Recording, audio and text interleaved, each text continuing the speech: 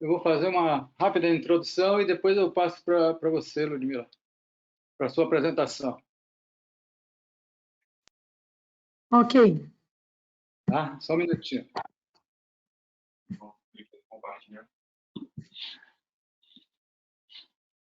Bom, então, sejam muito bem-vindos. Eu vou passar para o presidente da Academia de Medicina da Bahia, professor Antônio Carlos Vieira Lopes, para que ele faça a abertura e nós vamos fazer as apresentações logo a seguir. Então, essa é a primeira página do nosso site, da Academia. Sejam muito bem-vindos. Aí embaixo está o endereço. E o professor Antônio Carlos Vieira Lopes vai fazer uma brevíssima... Pode falar, Toninho. Vai falar uma brevíssima... Veja bem, a mim, na condição de presidente que eu estou, cabe nesse momento fazer uma saudação às pessoas dos confrades Jorge Pereira e César pela ação desse seminário. Os seminários interdisciplinares é um compromisso que teria junto às escolas de medicina da Bahia e junto aos colegas profissão de uma forma geral, no sentido de trazer atualizações médicas. É um compromisso que a academia assumiu com as faculdades de medicina, com os estudantes de medicina, de mantê-los em sessões, forma de seminários, incentivando atualizações.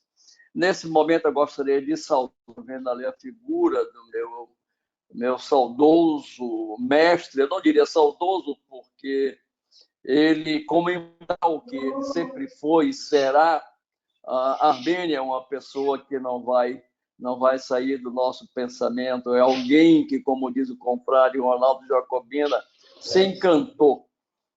Então, nesse momento ainda de pesar e de muito luto, né, eu saúdo ao meu mestre, ao meu professor Armênio.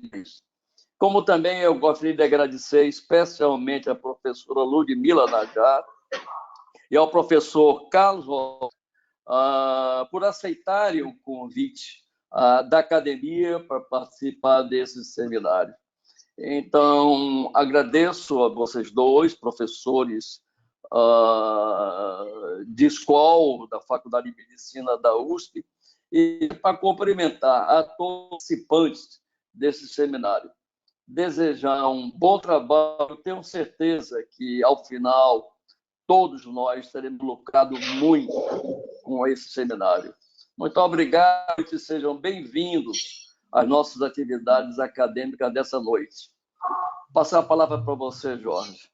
Obrigado, presidente. Então, vamos começar o nosso seminário interdisciplinar, que, na realidade, é uma série. Ele foi subdividido em módulos. Hoje é o primeiro módulo e vai ser em torno do tema Covid-19. O tema dessa nossa atividade de hoje, que caberá à professora Ludmila Abraão Ajar, é a fisiopatologia e evolução clínica, caracterização e manejo conforme critérios de gravidade bem definidos. Então, esse é um dos primeiros passos que se toma diante de um paciente com suspeita do coronavírus, é que nós temos que saber entender a fisiopatologia e sabermos qual é a evolução clínica presumível e caracterizar por critérios de gravidade para sabermos o nível de intervencionismo que vai ser feito com esse paciente. Depois da apresentação da professora Ludmila, o professor Carlos Carvalho vai nos falar sobre temas relacionados, sobretudo, à UTI, na assistência a pacientes graves em estado crítico, na UTI, e o que é que nós estamos aprendendo com a Covid-19, ao lidar com esses pacientes, quais são os ensinamentos que estamos tendo. Depois nós vamos ter o módulo 2, que nós vamos convidar, nós já convidamos, já confirmaram a participação, nós vamos ter o professor Luiz Fernando Ferraz da Silva, que ele está liderando esse grupo, que está fazendo as autópsias minimamente invasivas, e como tema 2 vai ser o professor César de Araújo, e nós vamos procurar nesse módulo 2, que vai ser no dia 27 desse mês, a próxima segunda-feira, nós vamos procurar fazer uma correlação entre a radiologia e a anatomia patológica para entendermos melhor a fisiopatologia e a evolução desses pacientes. E a terceira é entendendo o módulo 3, que vai ser no dia 4 de maio, é uma visão sistêmica e multidisciplinar da Covid-19. Então, nós teremos o professor Gilson Feitosa falando sobre os problemas cardiovasculares desses pacientes. Eu me encarregarei do que concerne a pneumologia e nós teremos o professor Marco Aurélio Salvino para falar sobre a visão hematológica dessa situação. Então, sem mais delongas, professora Ludmila é cardiologista, intensivista, professora associada da Faculdade de Medicina da USP, disciplina de cardiologia, coordenadora cardio-oncologia do INCOR, Hospital das Clínicas da Faculdade de Medicina da USP, é coordenadora de cardiologia do Instituto do Câncer do Estado de São Paulo, é coordenadora da unidade de terapia intensiva do Hospital Paulistano e diretora de Ciência, Inovação e Tecnologia da Sociedade Brasileira de Cardiologia. O professor Carlos Carvalho, que vai falar a seguir, depois da professora Ludmila, ele é médico pneumologista e intensivista, professor titular da disciplina de pneumologia do Hospital das Clínicas da Faculdade de Medicina da USP, é consultor de desenvolvimento de equipamentos de UTI, sobretudo, é médico supervisor do Hospital das Clínicas da Faculdade de Medicina da USP e é chefe da UTI respiratória do Hospital das Clínicas da Faculdade de Medicina da USP. Um grande amigo nosso, assim como a professora Ludmila, e nós estamos muito felizes com a participação de vocês nesse seminário e temos a certeza que vai ser muito proveitoso para todos nós. Então, o tema da professora Ludmila, que vai iniciar a seguir, é fisiopatologia e evolução clínica, características e manejo conforme critérios de gravidade bem definidos. Professora Ludmila, por favor. Mas vamos lá. Primeiro, eu gostaria de agradecer a Academia Nacional de Medicina, pessoal da Bahia, professor Jorge Pereira, professor Antônio e todos os demais colegas aqui presentes, são grandes amigos. Eu estou vendo o doutor César. Então, realmente, é um grande grupo de amigos que hoje se reuniu em torno desse tema. Também gostaria de agradecer ao professor Carlos Carvalho. Todos sabem, o professor Carlos Carvalho é o grande coordenador desse projeto no Hospital das Clínicas, na Faculdade de Medicina, é quem realmente tem feito a diferença em todo o cuidado dos pacientes intensivos no estado de São Paulo. Então, eu me sinto muito honrado em fazer parte desse tipo de reunião com essas pessoas tão valiosas da medicina brasileira. Bom, coube a mim, então, discutir um pouco de fisiopatologia, caracterização clínica, implicações sistêmicas dessa doença. Como todos nós sabemos, a doença ela começa no mundo no final de dezembro de 2019, na China, e hoje, essa é a última casuística que nós temos agora, já provida, então, no site da Johns Hopkins, nós temos até o momento um número de 2.447.000 pessoas, 920 acometidos pela doença. Quando nós vamos para os dados brasileiros, nós temos até agora 39.681 casos já. Esses são dados de hoje à tarde, com 2.512 mortes atribuídas à infecção pela Covid-19. Só para a gente fazer um breve histórico, os coronavírus, eles já são vírus que já permeiam a humanidade há alguns anos. Nós temos 4 gêneros dessa família coronaviridae, os alfa, os beta-vírus, os delta e os gama-coronavírus. Lembrando que os coronavírus já foram associados a pandemias, especialmente a SARS em 2002, 2003 e a MERS em 2012, quando em 2020, na cidade de Wuhan, na província de Hubei, em setembro de 2019, vem um novo beta-coronavírus, que é o 7º dessa família coronaviridae, e que possivelmente teve entre o homem e o vírus alguns mamíferos. Dentre eles, discute-se a possibilidade do desenvolvimento de mamíferos como o pangolim, como os morcegos, e nós sabemos que a cidade de Wuhan tem 11 milhões de habitantes, é uma cidade da província de Hubei, na China, e esse é um mercado envolvido na gênese, ou pelo menos nos primeiros casos, e a gente observa aqui em algumas fotos do mercado local condições realmente bastante complicadas de higiene, a presença de animais vivos, animais mortos. Então, foi essa condição na qual nasceu a doença. O primeiro caso da China provavelmente data-se de 17/11, mas a notificação foi feita 31/12. E assim, a gente entendeu como uma pneumonia viral. Em janeiro, já tinham 59 pessoas infectadas, em torno do dia 20 de janeiro, com uma síndrome respiratória aguda grave e que recebeu o nome de SARS-CoV-2 ou Covid-19. No Brasil, o primeiro caso data de 25 de fevereiro, foi um homem proveniente da Lombardia, ou seja, os primeiros casos no Brasil vieram de viajantes internacionais. Esse paciente, felizmente, veio com uma forma leve da doença, ele procurou o Hospital Albert Einstein, foi feita, então, a hipótese diagnóstica e a confirmação, e desde então, hoje, então, 20 de abril, a gente tem já agora relatados, agora no final do dia, ainda nem estão ainda no site da Johns Hopkins, que a gente utiliza, 40.581 casos no Brasil, 2.512 óbitos, e nas últimas 24 horas, o maior número de óbitos, 383 em um único dia, isso aumentando, então, a letalidade no Brasil para 7%. Lembrando que nós temos uma subnotificação significante, nós não temos o número de testes que a gente gostaria de ter, então é possível que esses números estejam, de uma maneira significante, subestimados. Lembrando que a distribuição nas regiões do Brasil ela é bastante heterogênea, o Sudeste sendo o principal local, especialmente São Paulo e Rio de Janeiro, do maior número de casos, 53,8%, o Nordeste, 20,9%, Norte, 10,1%, especialmente por causa do impacto do número do Amazonas, principalmente a cidade de Manaus, Sul, 7,2%, e Centro-Oeste, 4%.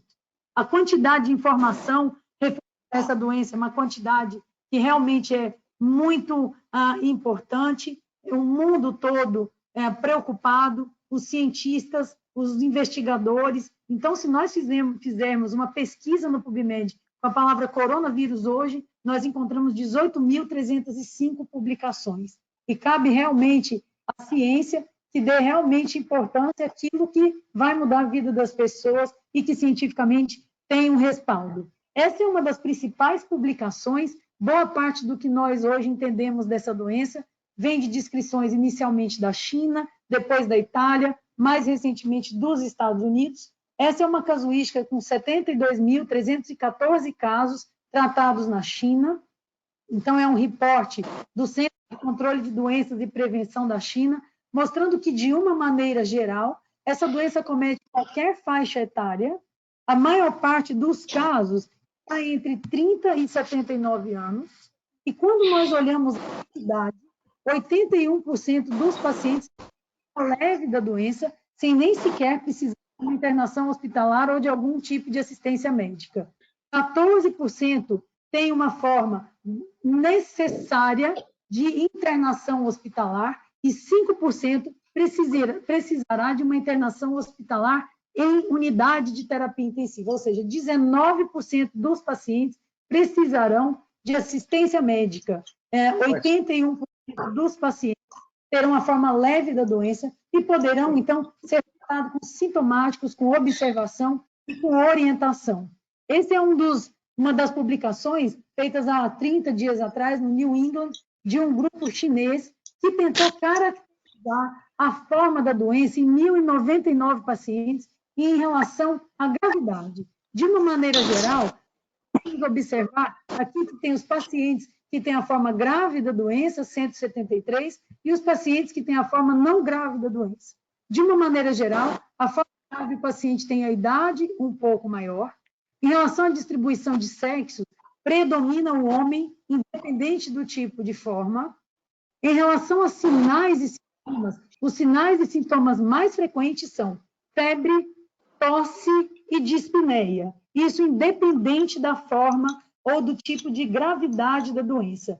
Sinais e sintomas gripais do tipo congestão, edema de linfonodomegalia, são bastante raros, independente do tipo de acometimento clínico. O professor Carlos vai chamar bastante atenção, mas vale a pena a gente tocar nesse ponto, que quando a gente admite esses pacientes ou avalia uma emergência, quase 60% dos pacientes já tem algum tipo de alteração radiológica no raio-x de tórax.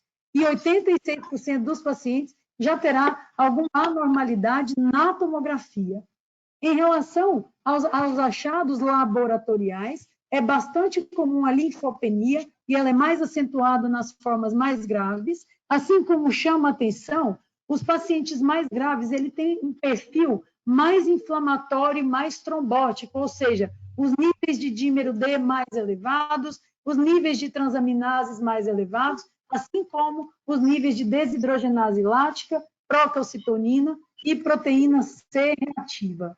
Nós podemos observar que dessa casuística chinesa de 1.099 pacientes, 1% dos doentes, 1,1% evoluiu com choque séptico, 0,4% com síndrome do desconforto respiratório agudo e em torno de 91% dos pacientes recebeu o diagnóstico de pneumonia, o diagnóstico clínico. A maior parte dos pacientes usou antibióticos, os mais graves, 80% recebeu antibiótico, pelo menos um terço dos recebeu oseltamivir, a maior parte dos casos, o oseltamivir é iniciado, e assim que nós temos, então, o exame que demonstra, então, a ausência do diagnóstico de influenza, o oseltamivir é suspenso. Glicocorticoide, a maioria dos pacientes não utiliza, mas os pacientes mais graves, 44,5% dos pacientes recebeu o glicocorticoide. Em relação à necessidade de oxigênio, nos casos mais graves, 71% precisam de oxigênio, sendo necessária ventilação mecânica invasiva em 14,5% dos casos mais graves, em 32% nos casos de ventilação não invasiva. Terapia extracorpórea foi utilizada na forma grave em 3%, insuficiência renal com terapia de substituição renal em 5%, e a terapia imunomoduladora com imunoglobulina foi utilizada em 3% dos casos, sendo que na forma grave ela foi utilizada em 33,5%. Desses pacientes, eles descreveram uma mortalidade de 1,4%, uma mortalidade pequena. A mortalidade na China ficou em torno de 3,5%, e demonstrando que a maioria desses pacientes se recuperava e a taxa de mortalidade foi baixa, da forma grave foi de 8,1%, tendo, então, tosse, cansaço, a tríade mais comum de sinais e sintomas. Quando, alguns dias depois daquela primeira publicação, foi feita uma outra publicação pelo grupo chinês de 138 pacientes hospitalizados por pneumonia, e esse estudo nos mostra algumas coisas interessantes, como a evolução da doença nos primeiros dias, a piora que acontece entre o 9º e o 13º dia. O professor Carlos vai mostrar com mais detalhes essas fases da doença, no que se refere ao acometimento pulmonar, mas nós podemos observar que os pacientes que evoluem com necessidade de UTI, eles têm uma prevalência maior de choque, uma prevalência maior de injúria ou lesão cardíaca, eles têm uma alta prevalência de arritmia, 44%, 61% desses pacientes na UTI evoluem com a síndrome do desconforto respiratório agudo, e a necessidade, a insuficiência renal, ela foi praticamente igual nos dois grupos. Também, os pacientes que vão para a UTI, eles utilizam mais de corticosteroide, eles precisam de mais oxigênio, assim como necessitam de mais ECMO, ventilação não invasiva e ventilação mecânica invasiva. Quando nós dividimos aqui os pacientes que sobrevivem dos pacientes que não sobrevivem, dá para a gente perceber que, em relação a sinais e sintomas, febre, tosse, dispneia, é muito parecido. Não dá para a gente predizer por sinais e sintomas quem são os pacientes que evoluirão a óbito ou evoluirão pior. O que nós podemos observar aqui é em termos do pico da piora clínica. Então, esses pacientes graves, ainda que sobreviventes, em torno do 9º, 10º dia, eles evoluem com sepse e com síndrome do desconforto respiratório. E em torno, entre 20 e 25 dias, esses pacientes conseguem sair do hospital. Aqui, quando nós olhamos essa figura da parte inferior do slide, nós podemos observar que a sepse e o desconforto respiratório aconteceram entre o 10º e o 12º dia, porém, entre o 14º dia e o 20º dia, esses pacientes evoluem com função multiorgânica, com lesão cardíaca, insuficiência renal, infecção secundária e, infelizmente, evoluem para óbito. Esse estudo foi bastante discutido, porque ele foi um dos primeiros estudos a sugerirem que o fenótipo inflamatório e trombótico guardam uma correlação significante com gravidade. Então, aqui, como todos podem observar, em vermelho estão os pacientes que evoluem para óbitos, não sobreviventes. Então, eles têm níveis de dímero D muito mais elevados, eles têm mais linfopenia, eles têm níveis de interleucina 6 mais elevados ao longo dos dias, assim como o aumento dos níveis de ferritina, de troponina e de desidrogenase lática, ou seja, marcadores inflamatórios e protrombóticos, assim como linfopenia, marcam a forma grave da doença. E no modelo multivariado, o que ficou como fator de risco independente foi o dímero D acima de 1.000 microgramas por decilitro. Ou seja, se o paciente tem um dímero D acima de 1.000 microgramas por decilitro ou 1 micrograma por litro, a chance de óbito dele é 18 vezes maior do que quem tem o dímero D abaixo desse limite. Nós podemos observar, em termos de mortalidade, a maior parte dos pacientes que falecem, eles estão nessa faixa etária, entre 50 e 80 anos de idade. Nós podemos observar que esses pacientes, entre o intervalo do início da doença e a morte, normalmente são 2 a 3 semanas, é o que a gente observa na prática clínica, e mais um estudo sugerindo que o fenótipo liberação de troponina, mioglobina, proteína C reativa, interleucina 6, guarda uma correlação com gravidade de maior chance de óbito. A maior parte desses pacientes que morre por insuficiência respiratória, por choque associado, ou seja, insuficiência respiratória mais dano cardíaco. 7% dos casos, dessa casuística de 150 casos, nós não conseguimos identificar qual foi a causa do óbito. E nós hoje entendemos, de uma maneira didática, essa é uma proposta do professor Siddiq, que essa doença, ela tem o seu espectro clínico ou o seu fenótipo clínico determinado pela infecção, pela injúria viral e pela resposta inflamatória do organismo, que pode ser aberrante o suficiente para gerar gravidade distinta. Então, no estágio 1, nós teríamos a infecção inicial, é aquele momento que o indivíduo tem sintomas leves, linfopenia, até começa a apresentar marcadores inflamatórios e protrombóticos. A fase 2 é a fase de resposta inflamatória, especialmente em nível da circulação pulmonar, do parênquima pulmonar, é quando o paciente começa a apresentar clínica de insuficiência respiratória, alteração nos exames de imagem, ele começa a ter alterações de transaminases, e a terceira fase é a fase hiperinflamatória, da resposta imunológica aberrante. É quando o paciente evolui com a forma praticamente da síndrome de desconforto respiratório, com vasoplegia, com choque, com lesão cardíaca, e aqui vem o fenótipo rico de proteína C reativa, desidrogenase lática aumentada, interleucina 6, D-dímero, ferritina, troponina e NT-proBNP. Aqui é uma proposta, claro que, mais uma vez, a gente vai reforçar que até o momento não há nenhum tratamento comprovadamente eficaz para essa doença, que não seja o tratamento de suporte, mas, obviamente, que, guardando uma correlação com a fisiopatologia, nós poderíamos pensar em tratamentos de acordo com a fase da doença e os imunomoduladores, particularmente utilizados no estágio 2 ou no estágio 3. Nos últimos dias, a literatura médica veio demonstrando para nós uma correlação fisiopatológica em estudos de necrópsia minimamente invasiva e hipóteses também que há uma correlação entre inflamação e trombogênese nesses pacientes. Então, microtrombos em nível de circulação capilar de arteríolas tem sido diagnosticado tanto em necrópsias minimamente invasivas, em biópsias e também um número aumentado de pacientes que apresentam, durante a sua evolução clínica, angiografia ou angiotomografia com diagnóstico de embolia de pulmão. Lembrar que uma resposta inflamatória intensa, ela tem uma correlação com disfunção do endotélio, com dano epitelial, com ativação de proteínas e fatores procoagulantes, com alteração de fibrinólise. Esse foi um estudo recentemente publicado de 10 autópsias minimamente invasivas do grupo do Hospital das Clínicas, de alguns professores da pneumo, com os professores de patologia, demonstrando, então, oclusão por microtrombos arteriolares em nível da circulação pulmonar.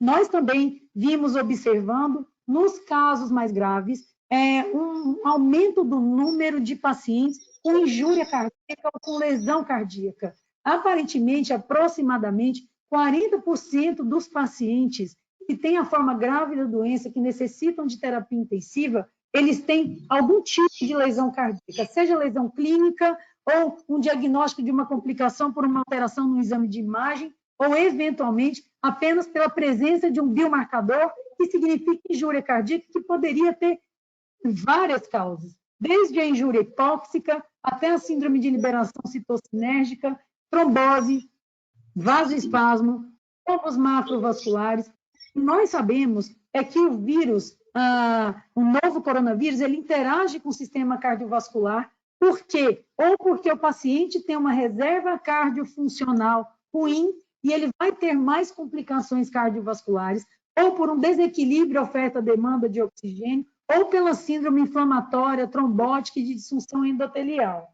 Por outro lado, muito se discute que um dos ligantes do vírus seja a enzima conversora de angiotensina 2. E daqui surgem inúmeras hipóteses. Se medicamentos que aumentam a enzima conversora de angiotensina 2 seriam protetores ou agressores, nós não sabemos disso ainda. O que nós sabemos é que o vírus, para se ligar na célula, ele, através da sua proteína S, spike, que é uma glicoproteína, ele encontra a ECA2 como ligante. E aí, sim, induz uma resposta inflamatória e que, muitas vezes, no seu fenótipo mais intenso, esse paciente vai ter hipotensão, vasoplegia, arritmia, podendo até evoluir para a morte súbita. Essa interação vírus e coração não é uma novidade do novo coronavírus, isso tem descrições na SARS, descrições na MERS, mas agora, diante da pandemia atual, no momento atual, mais biomarcadores, mais eco, nós temos mais dados. A Sociedade Brasileira de Cardiologia, recentemente, fez uma recomendação, uma revisão, o que o cardiologista precisa saber. Nós sabemos, então, que a manifestação clínica mais grave está associada a marcadores inflamatórios e a biomarcadores cardíacos, e que muitas vezes esses pacientes, ao longo de sua evolução na UTI, vão evoluir com disfunção ventricular, com arritmia, com síndrome isquêmica aguda, com miocardite. Existe essa interação entre o SARS-CoV-2 e a ECA2, isso é bastante discutível. Todos nós ouvimos dizer, bom, medicamentos que aumentam a ECA2 poderiam aumentar a gravidade da doença, isso de maneira alguma foi comprovado. Inclusive, tem trials em medicamentos como o losartan tentando enganar o vírus ou inibir a replicação. Então, isso é duvidoso hoje. De qualquer forma, nesse artigo, a gente propõe um algoritmo de análise baseado em clínica e alteração de eletro, eco e troponina, lembrando a importância da gente ter nos nossos hospitais, na medida do possível, biomarcadores eletro e um eco do tipo point of care, um eco dinâmico, feito pelo emergencista. Existem casos graves relatados, como miocardite.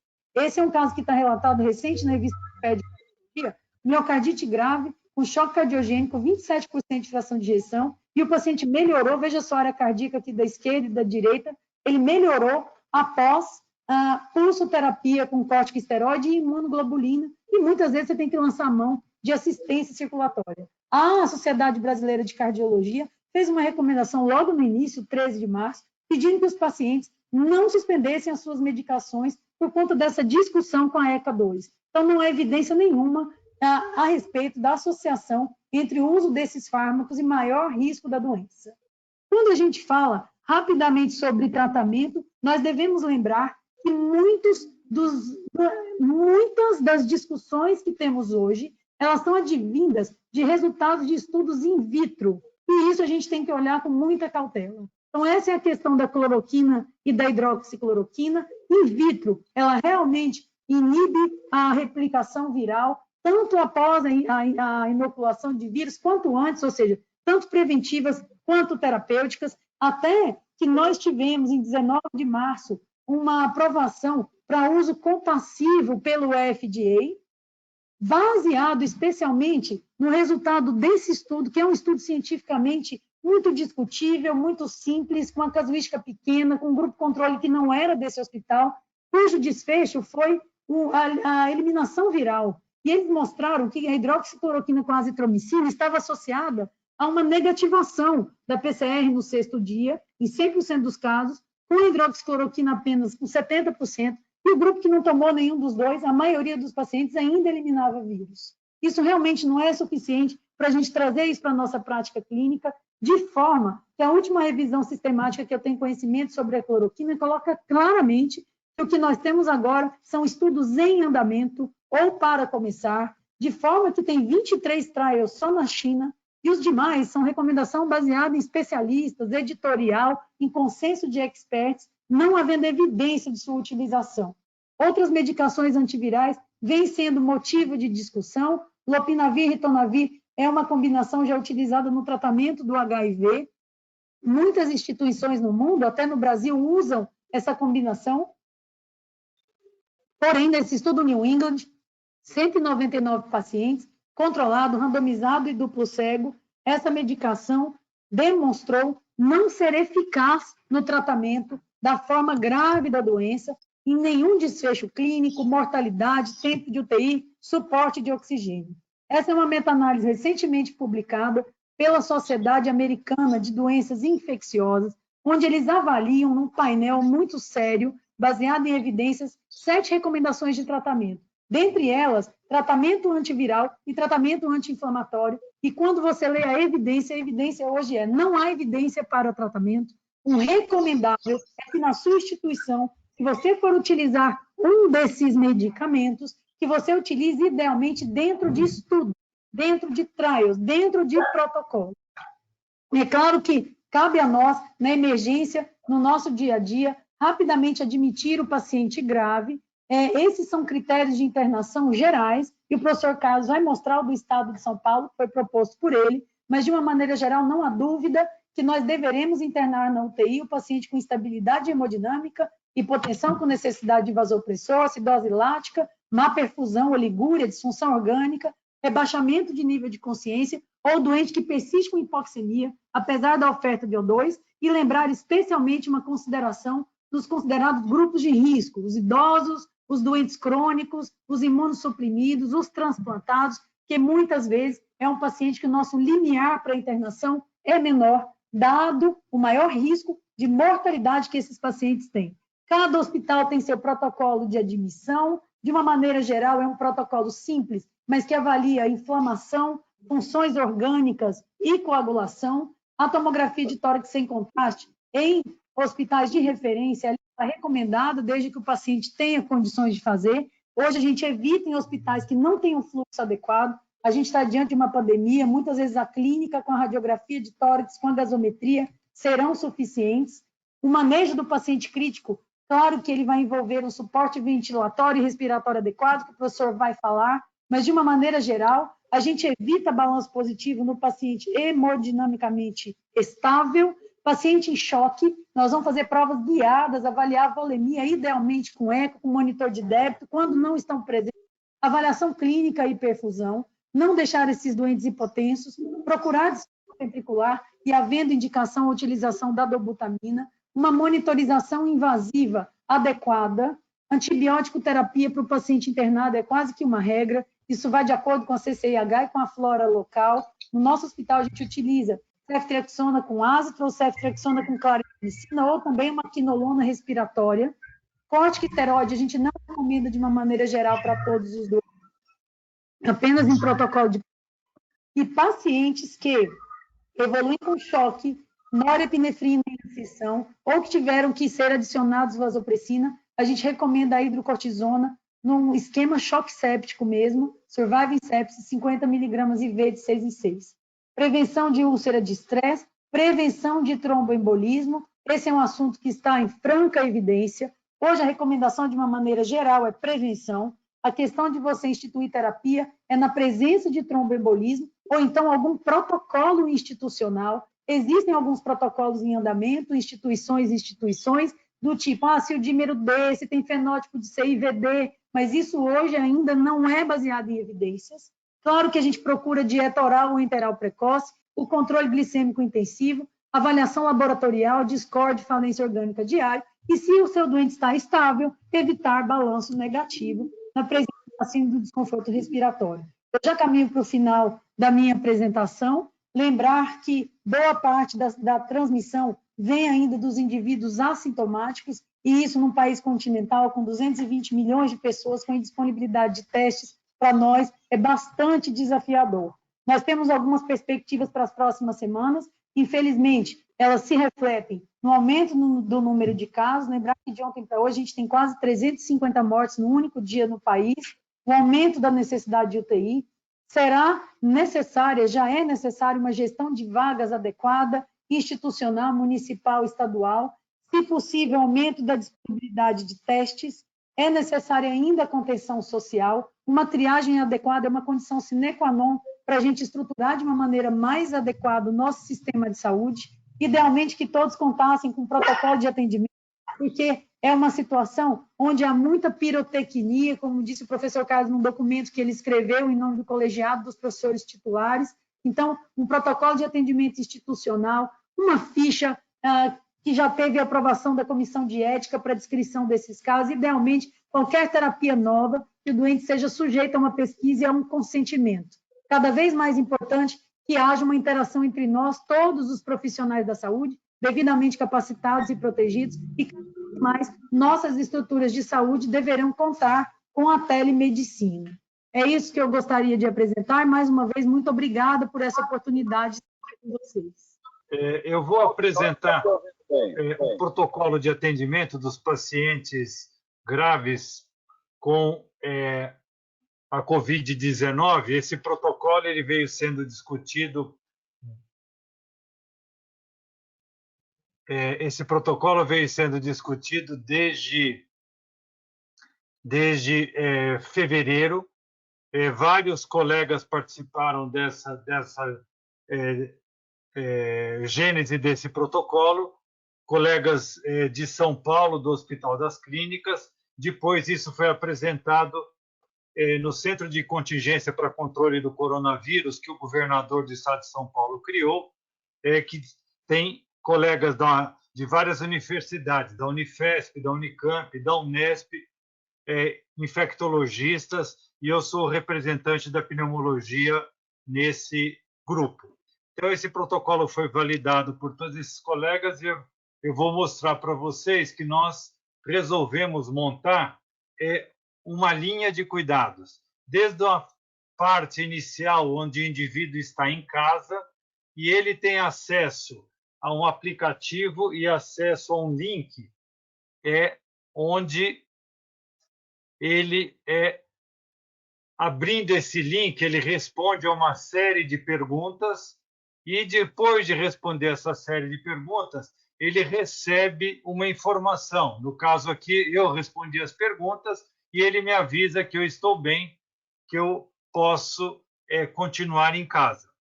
Se desse indicativo de que eu tenho coronavírus, ele seria convidado a se registrar um aplicativo via celular, onde ele responde uma série de outras questões que vão dizer da gravidade dessa condição, dessa Covid-19, e indicá-lo, se ele não tiver numa situação boa, ele tendo acesso a esse aplicativo, ele responde.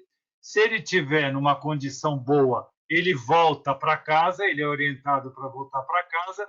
Saindo dessa unidade de saúde, se ele não puder voltar para casa, se ele for orientado para ser hospitalizado, ele é registrado num sistema de regulação de leitos de São Paulo, que é o Sistema CROSS.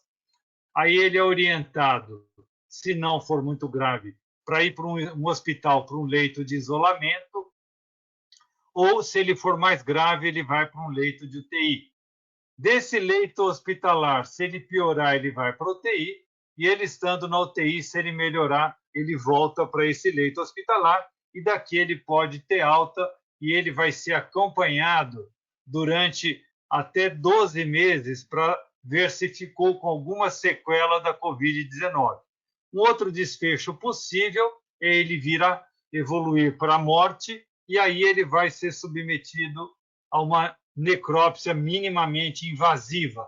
Ele será submetido a uma necrópsia minimamente invasiva para podermos entender o que ocorre nessa situação de uma doença nova causada por um vírus que o nosso organismo não conhecia e contra a qual não temos ainda uma imunidade.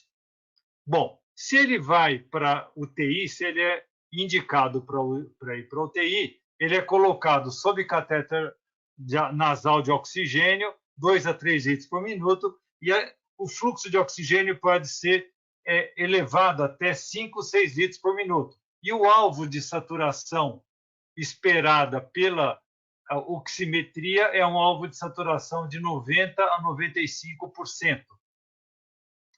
Se essa saturação não ficar abaixo de 90%, se ela não ficar abaixo, esse paciente é internado, mantido com o catéter de O2 e ele vai ser monitorado adequadamente para nós percebermos como essa inflamação respiratória vai evoluir.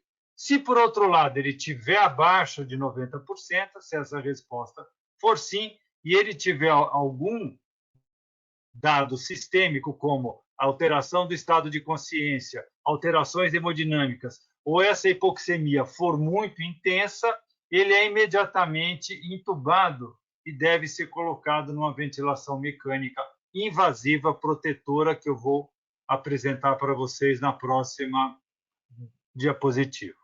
Se ele não tiver esse quadro, ou se a unidade tiver muito conturbada, até se preparar para discutir a intubação desse paciente, pode-se considerar a realização de um teste de ventilação não invasiva. Se for a opção for não invasiva, nós sugerimos que isso seja feito num quarto individual e que se utilize um respirador normal de terapia intensiva, um respirador com circuito duplo, que tem um ramo ins e um ramo expiratório, para podermos ocluir a válvula expiratória com um filtro EPA ou um HME, para impedir que esses vírus sejam disseminados no ambiente. E se aguarda colocando o paciente na invasiva, se observa uma resposta de 30 a 60 minutos, não mais do que 2 horas, e que se espera que esse paciente estabilize a sua condição, ou seja, que ele fique mais tranquilo, que a saturação suba e que a frequência cardíaca caia. Se ocorrer isso, é considerado uma resposta positiva e ele pode alternar a não invasiva com a máscara fechada de oxigênio ou com o cateter de O2. Agora, se ele não reverter a hipoxemia, ou se ele está ficando mais agitado, ou se ele estiver ainda taquipneico, é considerada falha na não invasiva e ele deve ser intubado e colocado numa ventilação protetora. No slide final, eu vou passar algumas sugestões de sites para você. Tem um site que tem uma mini aula que indica como nós instalamos o ventilador, mas eu não estou conseguindo fazer aqui nesse momento rodar esse filminho, mas tem lá para vocês. E o que esse filminho mostra é nada menos do que a utilização dessa regra para ventilação protetora nesses pacientes. Primeiro, vamos utilizar um modo volume controlado. Por que estamos propondo, assim que o doente for intubado, colocá-lo no modo volume controlado? Porque queremos garantir um volume corrente fixo e, como esse paciente fica num quarto isolado e cada vez que alguém entrar no quarto, ou da fisioterapia ou da enfermagem, o mesmo médico, para ajustar o ventilador, ele tem que se paramentar e, na saída, ele vai ter que eliminar todo o seu aparato, avental, todos esses requisitos que são fundamentais para a proteção do colaborador da saúde e que traz um custo muito grande. Então, se deixarmos o volume corrente fixo, fica mais fácil de controlar esse paciente. Aqui tem uma tabelinha para o sexo masculino e para o sexo feminino. Vamos supor um homem de 1,80 m ele vai ser ajustado com volume corrente de 450 ml. Então, 450 ml, vamos colocar no volume controlado e vai ficar fixo nisso. O fluxo de ar, a velocidade com que o ar vai entrar no pulmão, nunca deve ser menor do que 30 para evitar um tempo inspiratório muito longo e nunca deve ser maior do que 60 para evitar um pico de pressão muito elevado. Então, estamos sugerindo trabalhar com 40, 45, 50 litros por minuto. Como o volume corrente é um pouco mais baixo, trabalhamos com frequências respiratórias um pouquinho mais elevadas. Iniciamos, então, com 25 respirações por minuto. E sugerimos de entrada uma PIP de 10.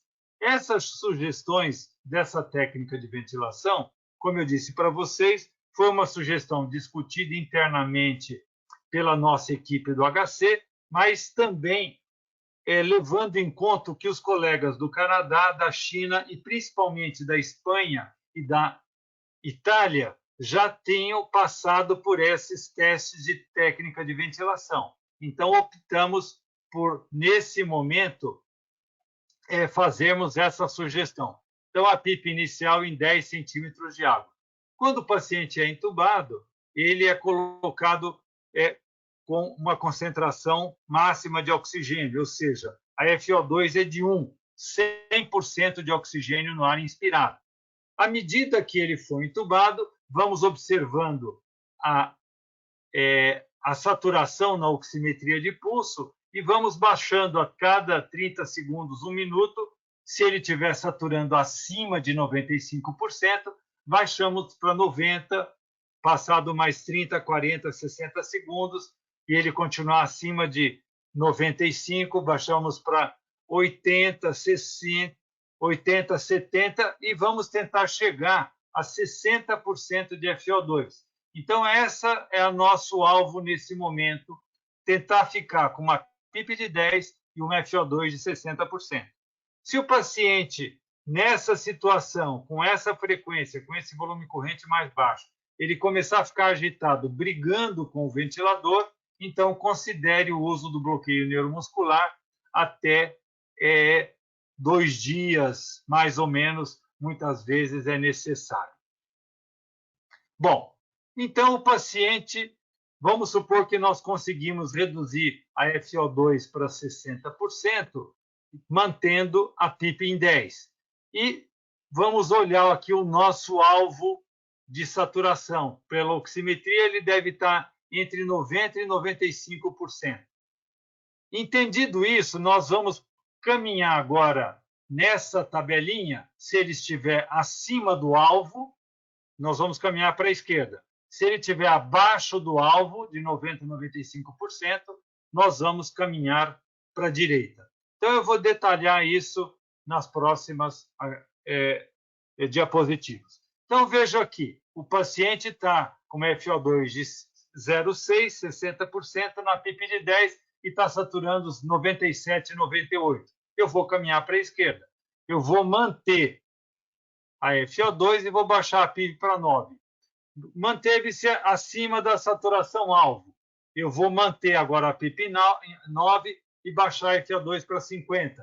Mantenho a PIP em 50 e baixo a PIP, mantenho a FO2 em 50 e baixo a PIP para 8. Então, eu vou andando à esquerda a cada 30 a 60 segundos e vendo se eu consigo, pela oximetria de pulso, chegar numa condição que eu considere ideal para esse paciente neste exato momento.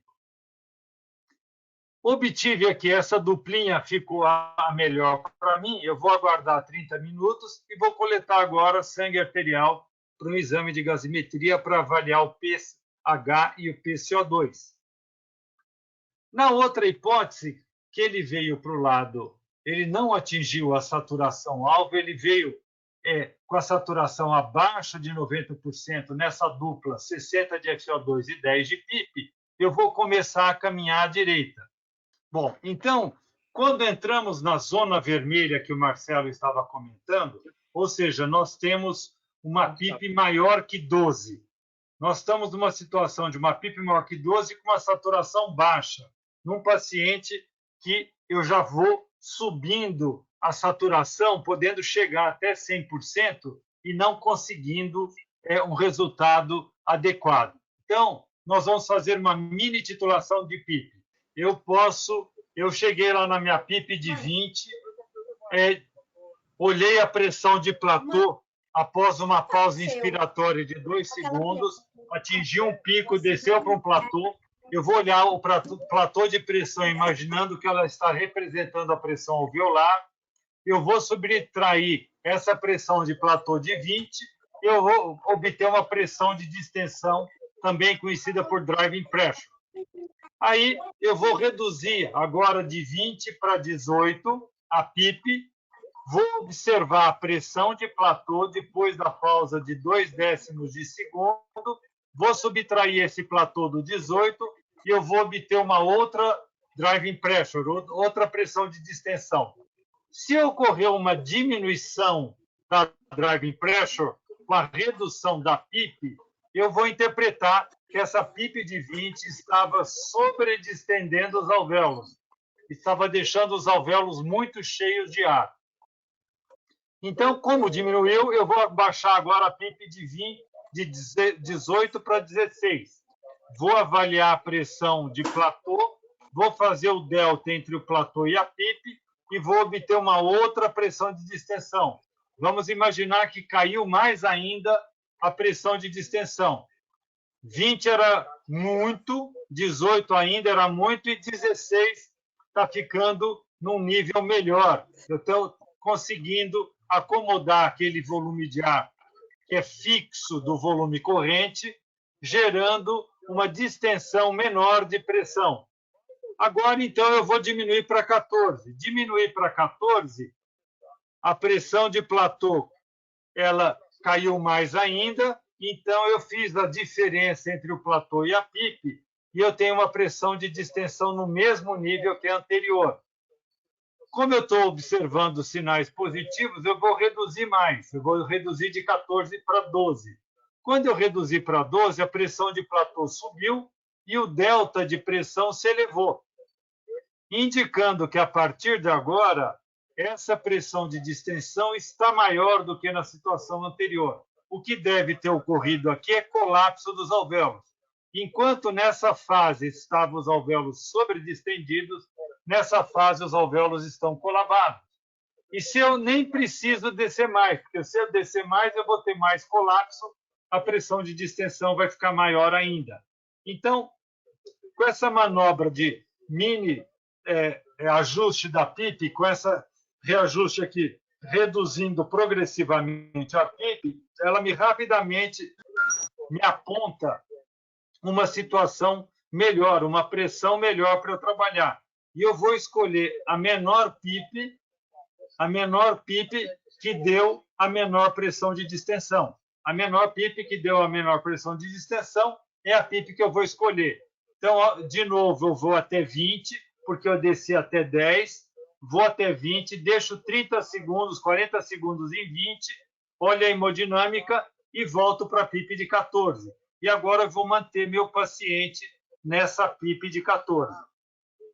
Então, essa faz parte das manobras de resgate da troca gasosa.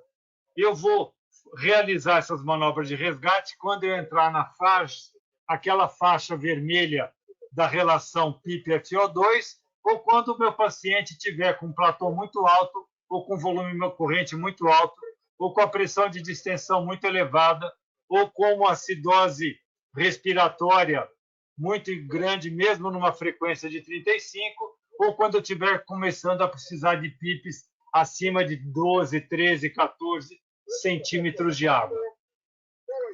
Então, nessas manobras de resgate, eu posso fazer essa mini titulação da PIP, ou se eu tiver uma equipe treinada, eu posso colocar um indivíduo em prona. Eu posso colocar o paciente em prona e a prona responde melhor naqueles pacientes que já têm uma PO2 e FO2 mais baixa. Se eu não tiver uma equipe treinada para colocar em prona e eu tiver disponibilidade do uso de óxido nítrico, eu posso utilizar o óxido nítrico inalatório. Veja, essas manobras já são manobras de resgate com a equipe ou com uma disponibilidade um pouquinho maior. Eu vou mostrar para vocês, isso está no site, que eu vou passar o endereço para vocês no final. Nós temos uma sugestão de como fazer a manobra para a prona. E em casos excepcionais, quando o drive impresso, a pressão de extensão está muito elevada, podemos fazer um recrutamento alveolar e a titulação decremental da PIP, ou se você tiver acesso a uma tomografia de impedância elétrica, você pode titular a PIP pela impedância, ou se o paciente estiver muito hipoxêmico, você pode considerar a passagem de cânulas na veia para realizar uma ECMO, uma troca de oxigênio para a membrana extracorpórea. Aqui é uma sugestão de como vocês poderiam fazer. Se o indivíduo, então, vai para essa técnica de resgate, nós temos desenvolvido aqui, se ele não está evoluindo bem, nós temos desenvolvido um programa de tele-UTI que já no momento está atendendo 6 pacientes em São Paulo, um hospital em Santos, um hospital no Ipiranga, alguns hospitais aqui em volta de São Paulo, e até o final da semana nós vamos entrar com mais 4 hospitais que vão ficar conectados conosco. Então, eles ficam ligados na nossa UTI e nós passamos visita e discutimos os casos, fazemos sugestões de como esse protocolo deve ser otimizado. E antes de começar isso, fazemos uma capacitação. Treinamos a equipe de enfermagem, a equipe de fisioterapia e a equipe médica para a aplicação desse protocolo e fazemos visitas diárias utilizando um red cap para que todos preencham e que nós possamos acompanhar esses pacientes. Então, para finalizar, só queria comentar, para termos cuidado, esses pacientes, no nosso grupo, de 15% a 20% têm precisado de diálise, então não podemos dar fluido de menos, mas não podemos dar fluido de mais, porque isso vai encharcar esses pulmões e a troca gasosa vai ficar inadequada. Os corticosteroides não são usados de rotina, só em pesquisa. Nós temos pelo menos 2 pesquisas, uma já está em andamento, a outra deve começar na sequência, para discutir o uso do corticosteroide. E cuidado também, como desses pacientes, como eles têm uma ventilação mais baixa, não alimentar demais, senão eles vão fazer hipercapnia. Então, esse é o link que tem as aulas, essa aula que eu dei, agora mais outras aulas, desde princípios básicos da ventilação mecânica, até esses filmes que ensinam a titulação da PIP, colocar em prona, entubar rapidamente, ligar o ventilador mecânico usando a estratégia protetora. Vocês se registram nesse site e vocês têm acesso a todos esses vídeos que são livres. E aqueles aplicativos que eu mostrei, isso é para as pessoas se controlarem de casa e para responder se eles devem ou não devem procurar um hospital. Esses links eu deixo como os links interessantes que eu sugiro que vocês vejam. Muito obrigado. Então, basicamente, essa aqui é uma questão para quem trabalha nas emergências e toda hora esse tipo de paciente aparece, que é um paciente sem comorbidades, com quadro agudo de tosse seca, febre, fadiga e dispneia. Tem a saturação de 92, 93. Que atitudes deveriam ser tomadas nesse momento? Pode ser Ludmila ou Carlos, se quiserem comentar. Nós estamos aí num paciente que não está numa insuficiência respiratória grave, que não está sendo cogitada ainda a ida dele para a UTI, e é aquele paciente que você fica na dúvida se interna, se manda para casa com observação mais estreita, ou se já interna para fazer oxigenoterapia. Então, essa é uma questão que eu sei que interessa a muitos dos colegas que estão participando dessa atividade. Enquanto o professor Carlos não vem, eu vou comentando, então, a minha questão clínica desse. Acho que, em primeiro lugar, um exame clínico bem feito, procurando qualquer sinal de hipoperfusão tecidual, vendo o enchimento capilar, vendo como é que está a ausculta respiratória, como é que está o nível de consciência. Então, ponto número 1, pressão arterial, frequência cardíaca. Muitas vezes ele está no limite da saturação, mas já está taquicárdico, já tem um enchimento capilar lento. Esses são indícios de que eu estou diante de uma forma grave. Então, um exame clínico bem completo é fundamental. Segundo, esse é o doente que chega no pronto-socorro e que a gente faz pelo menos uma radiografia de tórax e colhe exames laboratoriais. Enquanto isso, o paciente está cansado, dispneico, com a saturação limítrofe, normalmente a gente começa com a oxigenoterapia na forma de catéter nasal. É o tempo que você vai reavaliar o paciente, vai ver a resposta, vai olhar o raio-x, vai olhar os exames e ver como o paciente evolui. Pelo menos essa é a minha opinião. Queria ouvir o professor Carlos. No próximo módulo, eu tenho certeza que o professor César Araújo vai comentar sobre o excesso de tomografias que vem sendo realizadas nessa situação nas nossas emergências. Habitualmente, a categorização da gravidade do quadro deve ser baseada em parâmetros clínicos e de trocas gasosas e de uma forma geral. Mas hoje, lamentavelmente, a gravidade está sendo considerada pela tomografia isoladamente. O que vocês acham disso?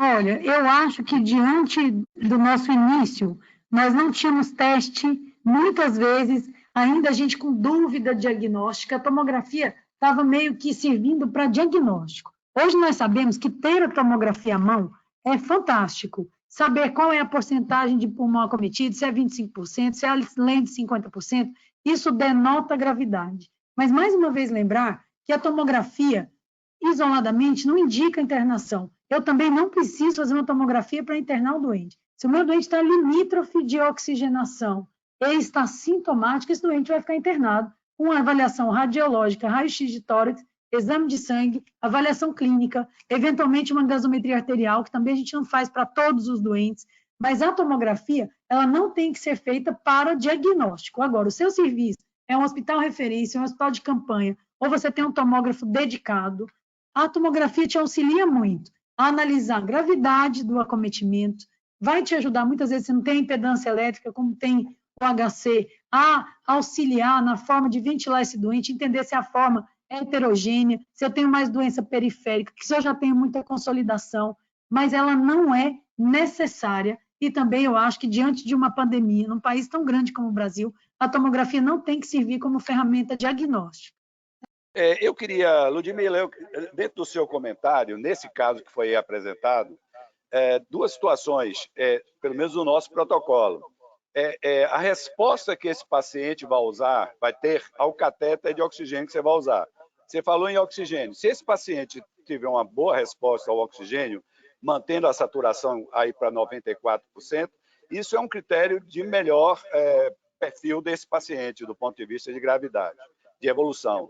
E também em relação à questão da frequência respiratória desses pacientes, que também faz parte do nosso protocolo de avaliação da frequência respiratória. Então, eu queria que você comentasse a melhora da resposta da saturação com o oxigênio sobre o catéter e em relação à frequência respiratória desses pacientes. Prazer falar com você, parabéns, hein? Obrigada, Jadelson. Professor Carlos, o senhor quer comentar esse caso? Eu não sei se o senhor estava vendo, mas, na verdade, isso, são duas as questões. O senhor viu o primeiro, antes desse? Eu vi. Eu estava só deu uma... arrumando aqui, tentando me livrar aqui do encosto que eu estava. Então, eu vi. Então, eu concordo com a Ludmila que, frente a um paciente como esse, chegando, a nossa recomendação é avaliar a resposta ao catéter de O2 e a frequência respiratória, o que vai acontecer com isso, olhando a situação hemodinâmica, como a Ludmila comentou, olhando a frequência cardíaca, como ela comentou. Sugerimos aqui sempre o raio-x, uma imagem, ou raio-x, dependendo do tipo de unidade de saúde que o paciente tiver, ou a tomografia. Então, se ele tiver uma resposta adequada à oferta de oxigênio, se ele estiver tranquilo, se ele não tiver com sinais de comprometimento hemodinâmico, e na imagem, pelo raio-x ou pela tomografia, ele tiver menos do que 40% das áreas acometidas, esse paciente nós podemos monitorar ainda em casa, porque ele não tem comorbidades, e ele é orientado para responder aquele questionário que eu mostrei para vocês. Ele se registra no app, no aplicativo, e responde o questionário. E, dependendo das respostas que ele der, ele já fica registrado no sistema e ele volta para um atendimento hospitalar, como ele já está registrado no sistema, se tem esse primeiro histórico dele. Então, valorizamos a resposta à oferta de oxigênio, valorizamos a resposta da frequência respiratória e da frequência cardíaca e valorizamos a imagem nessa situação. Carlos, Ludmila, o que nós temos observado, e sobretudo a literatura nos traz esse estudo em relação ao grau de envolvimento pulmonar observado na tomografia, esse estudo traz algumas limitações metodológicas, porque ele não mostra, por exemplo, aqueles pacientes, ele dividiu em menos de 25, entre 25 e 50 e mais de 50% dos campos pulmonares envolvidos. Ele não mostra quanto dos pacientes que tinham menos de 25% precisaram de ventilação mecânica por critérios outros, que não tomográficos. Também ele não mostra quantos daqueles pacientes que tinham mais de 50%, eles deixaram de ir para a ventilação mecânica, por outros parâmetros.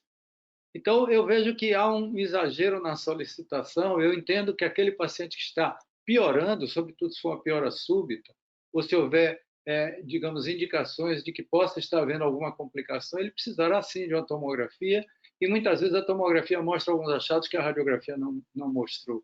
Mas eu sempre tenho procurado conversar com César e com outros colegas, porque eu acho que existe um exagero na realização de tomografia nesses pacientes que poderiam ter a sua situação resolvida com esses outros parâmetros clínicos que vocês já chamaram a atenção. Eu vou passar adiante. Se instituída a oxigenoterapia, vocês já falaram sobre isso, seria por catéter e, eventualmente, uma máscara não reinalante, com aquelas metas, né, que vocês já descreveram, que era manter entre 90% e 96%. Né? Tratando-se de uma enfermidade aguda e grave, e aqui eu volto, Ludmila já falou rapidamente sobre os corticoides, levando em consideração os outros tipos de dano alveolar agudo, de síndrome de SARA nesses pacientes, habitualmente se usa, sobretudo se estiverem em choque, se usa o corticoide. Por que tem havido tanta resistência a, pelo menos, testar, dirigir estudos com o uso de corticoides nas doses que são usadas nas outras situações para esses pacientes? Quer comentar, Ludmila? Pode ser, professor. Eu começo e o senhor conclui. De fato, eu acho que a grande limitação é porque estudos anteriores com influenza, por exemplo, eles sugerem que a corticoterapia, de uma maneira deliberada, ela possa aumentar a replicação viral.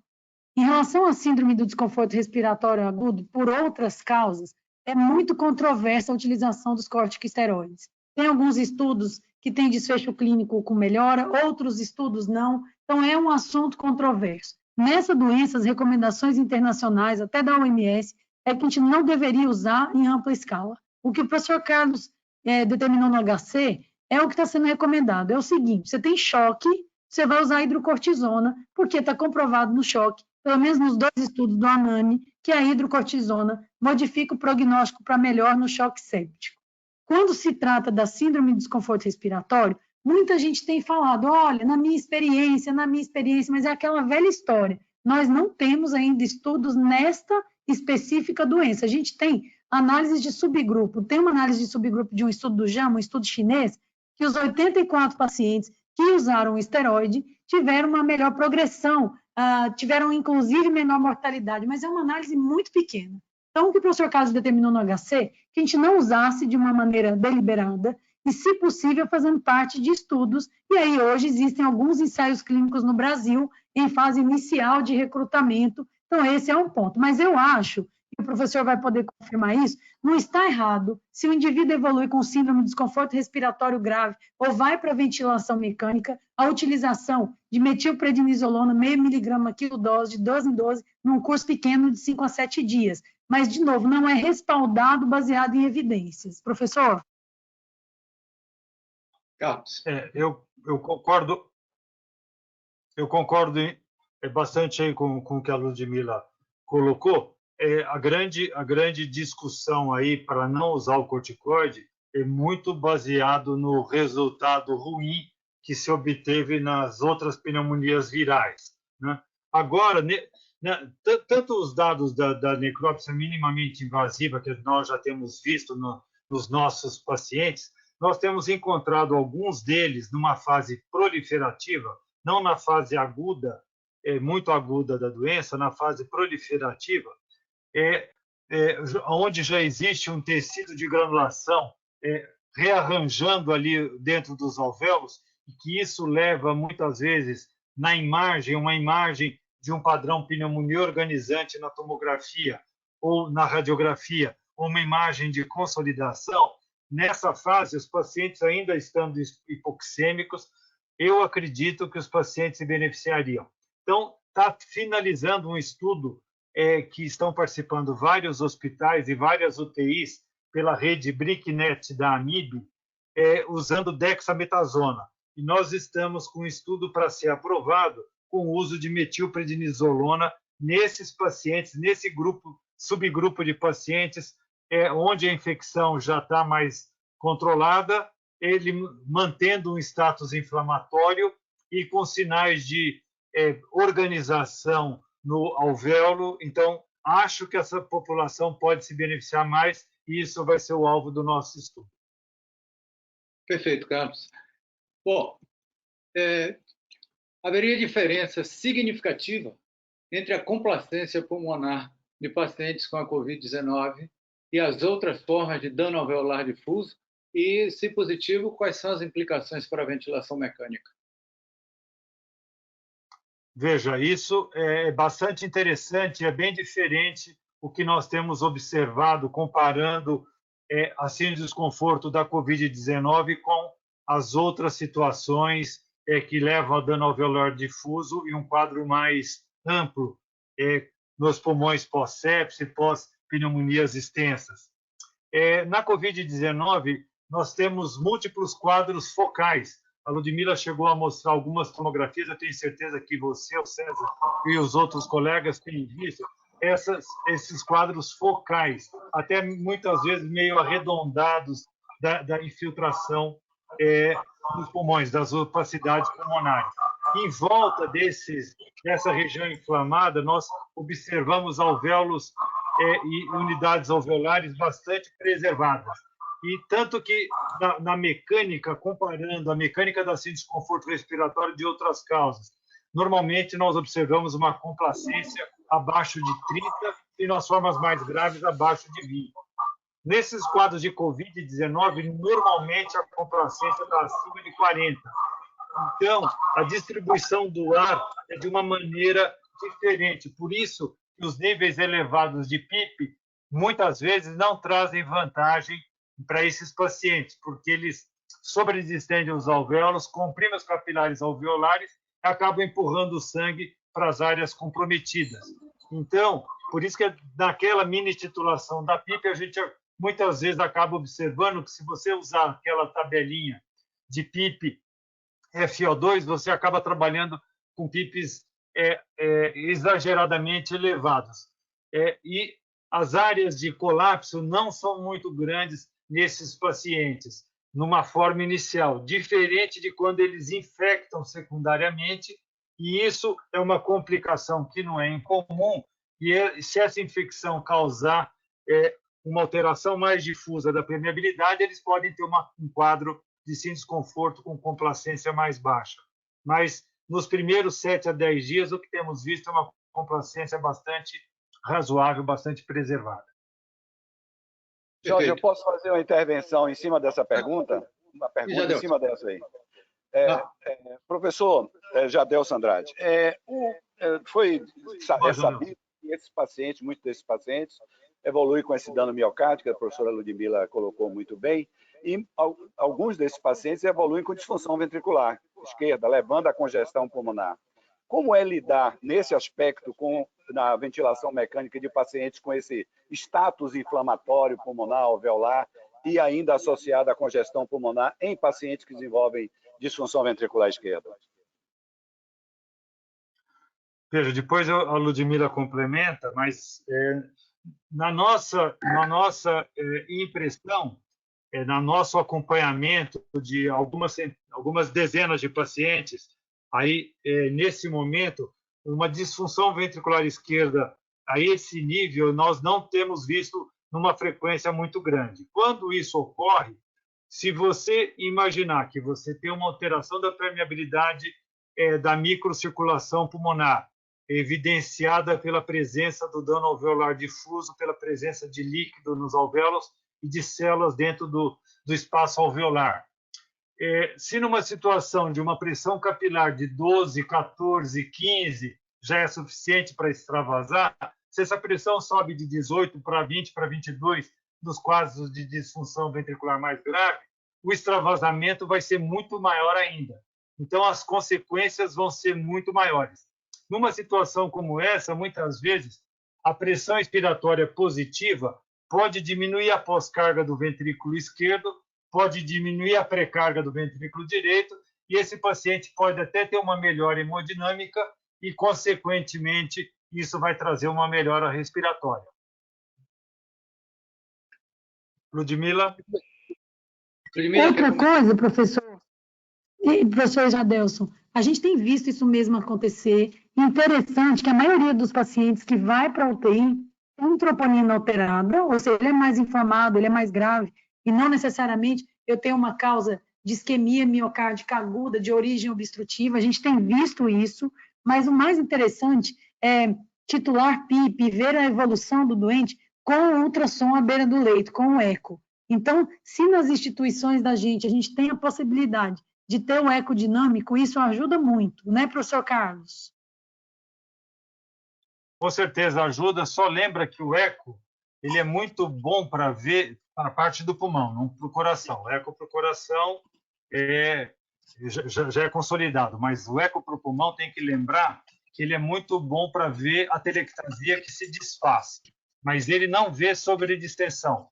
Então tem que tomar cuidado, porque dependendo do nível de pressurização, a frequência de sobredistensão no parênquima pulmonar, isso é bem evidente quando se usa a tabela ARDS-NET para PIP baixo. Se usar de PIP alto, vai ter sobredistensão sempre, mas a de PIP baixo também causa sobredistensão, e os colegas da Itália viram isso com bastante frequência. Perfeito. E qual a utilidade da titulação? Você já falou a respeito, a titulação da PIP em caso da Covid-19. E qual a experiência do na minha impressão, sim. Na minha impressão é você ajustar uma situação onde você tem o mínimo de sobredistensão e o mínimo de colapso. Você consegue achar uma PIP olhando pela mecânica, olhando pela pressão de distensão basicamente, pela driving pressure, você tentar achar uma PIP que não esteja sobredistendendo e esteja prevenindo o colapso. E aí vai ficar no ponto de melhor relação ventilação-perfusão, e você vai conseguir oferecer para o seu paciente uma melhor troca gasosa, uma vez que nós não temos nada para tratar esse paciente ainda. Enquanto ele não produzir os anticorpos neutralizantes do vírus, ele não vai melhorar. Por isso que essa internação fica longa. Então, qualquer técnica que nos dê uma janela de tempo maior, ela é importante. Então, a PIP entra nessa história, assim como a prona, assim como o óxido nítrico. Bom, o grupo onde estão o professor Carlos Carvalho, Carmen, Marcelo Amato, etc., em 1998, me parece, Carlos, que criou, publicou essa estratégia protetora de ventilação pulmonar, onde existe um limite de pressão e de volume para esses pacientes para preservar a membrana alveolo-capilar e não provocar mais dano do que deveria. E hoje todas as UTIs praticamente utilizam essa estratégia protetora quando precisam ventilar um paciente em insuficiência respiratória. Nesses pacientes, Carlos, com Covid, o que vocês observaram com a estratégia protetora? Mudou alguma coisa ou continua a mesma coisa? Não, só baixar o volume corrente e subir a PIP, que foi o que nós demonstramos nessa publicação de 98, ela não serve aqui, porque num quadro de... Naquele nosso estudo, 80% dos nossos pacientes tinham sepse. O centro de desconforto era associado à sepse, então tinha muito colapso alveolar. Então, eles responderam bem ao recrutamento e responderam bem ao ajuste da PIP e protegiu o pulmão com volume corrente baixo. Nesses pacientes aqui, nós não temos observado essa boa resposta a PIPs elevados como nós observamos na outra. Mas o princípio da estratégia protetora, que é preservar o pulmão, não causar sobredistensão e reverter as áreas atelectasiadas, persiste no mesmo. Pois não. E qual tem sido os resultados da ventilação mecânica em posição prona no serviço de vocês? Principais dificuldades e resultados? Quer comentar, Ludmila? Comento eu. E quando é que vocês têm instituído logo no início mais adiante? Oi? Quando é que vocês têm instituído a ventilação prona? É logo de início ou mais adiante? Não. Colocamos o paciente na ventilação, aí avaliamos como está a saturação e, excepcionalmente, colhemos gasometria e vemos a PO2 e a FO2.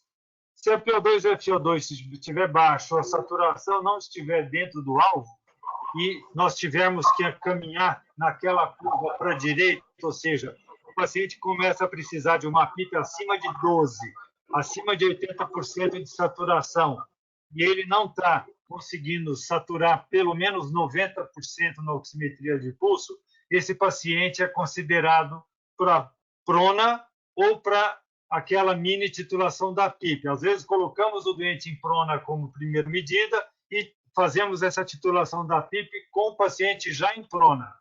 Então, nessa situação, relação PO2 e FO2 baixa, ou menor do que 150, ou quando o paciente começa a precisar de altas frações inspiradas de oxigênio, acima de 80%, e altos níveis de PIP acima de 12 centímetros de água. Essa é a situação que consideramos a utilização da prona. Esses pacientes respondem muito bem do ponto de vista de troca gasosa. Quando eles melhoram a relação PO2 e FO2, ou quando a saturação sobe, e com isso podemos abaixar a FO2, nós mantemos esses pacientes por 16 horas em prona.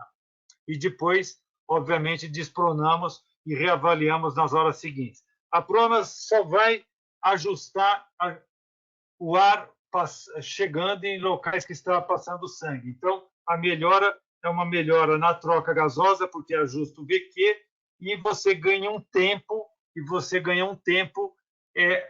para deixar o organismo se virar contra o vírus, produzir os anticorpos. A prona é uma manobra de resgate por um período. Ela não está tratando nada. Perfeito, Carlos. E sobre a ECMO, a oxigenação por membrana extracorpórea, qual tem sido a experiência do serviço nessa situação? Olha, nós temos usado em alguns casos, quando tem uma hipoxemia refratária, fazendo todas essas manobras de resgate e o paciente mantém uma PO2 e FO2 aí abaixo de 80 por mais do que 6 horas. Nessa situação, a gente discute a ECMO. Diferente do que foi no H1N1, que a ECMO teve um papel muito importante, aparentemente, nesses pacientes com Covid, dá para segurar sem colocar em ECMO.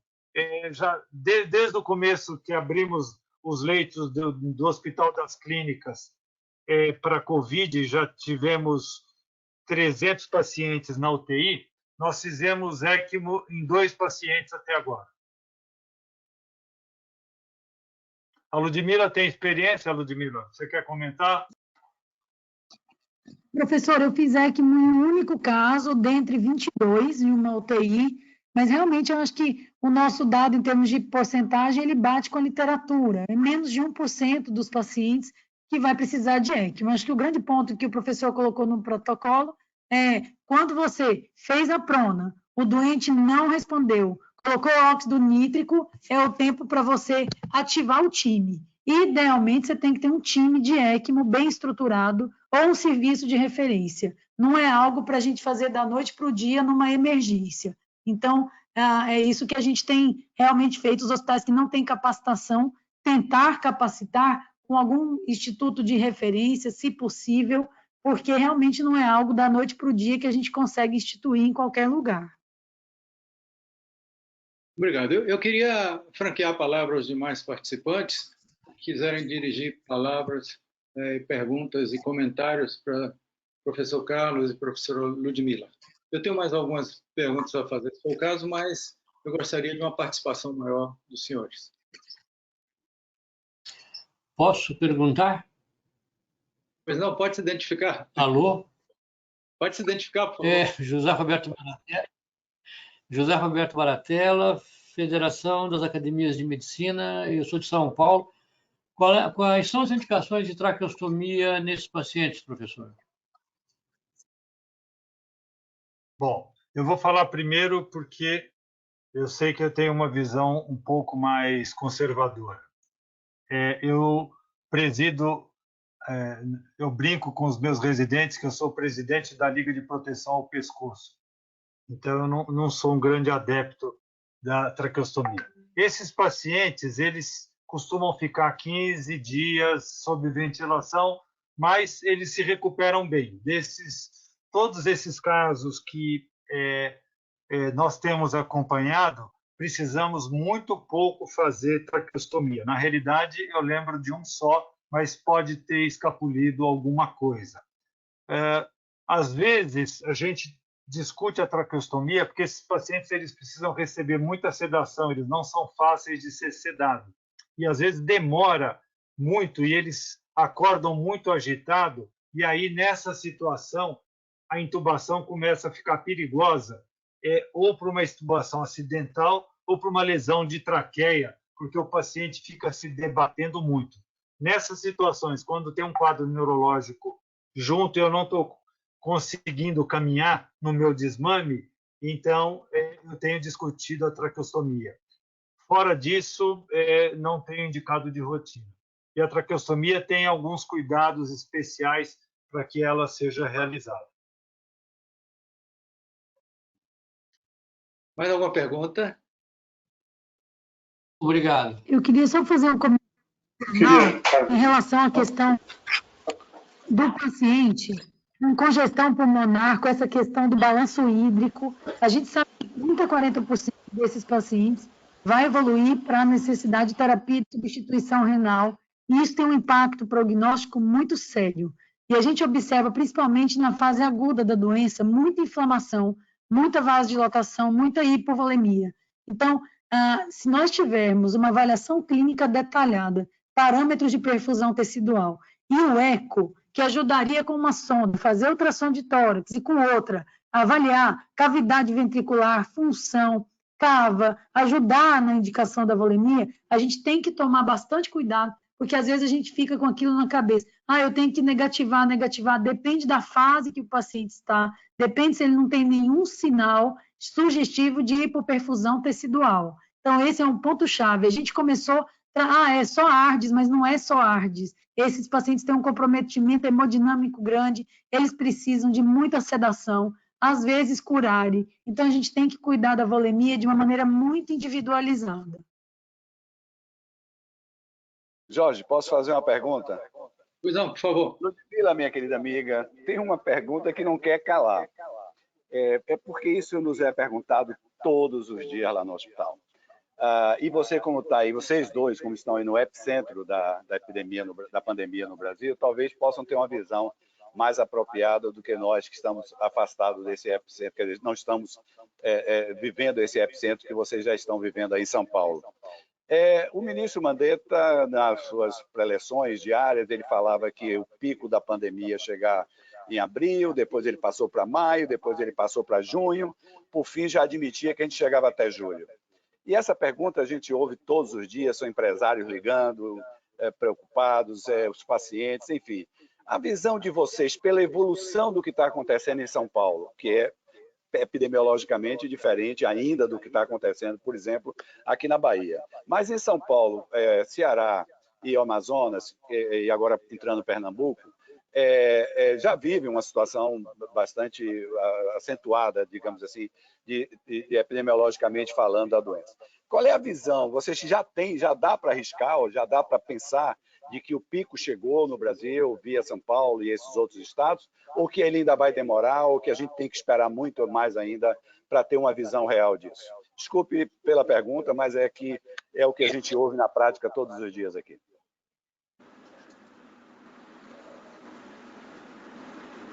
Quer falar, Ludmila? Pode falar, professor. Falo eu? Ok. Veja, toda essa história de pico é baseada em modelos matemáticos. Então, modelos matemáticos precisam levar em conta os dados que venham das semanas anteriores. O que acontece em Manaus, o que acontece no Ceará, principalmente, não chegou ao pico lá. O problema é que o sistema de saúde está entrando em colapso antes do pico chegar. Em São Paulo, o sistema de saúde ainda está conseguindo acomodar os pacientes, porque o número de pacientes estão chegando de uma forma um pouco mais lenta. O afastamento social, que não é bem social, o afastamento, a manutenção dessa quarentena na população fez com que os modelos matemáticos, olhando as últimas semanas, demonstrassem nitidamente que diminuiu o número de casos de internação por síndrome respiratória aguda grave no estado de São Paulo. Ela vinha num crescendo e ela deu uma segurada. Mas você vê que o número de óbitos continua aumentando, porque os óbitos agora eles estão refletindo problemas de duas semanas atrás. Então, se o sistema, como ele ainda está em curva ascendente, provavelmente o pico foi retardado, foi empurrado mais para frente, mas ele vai chegar.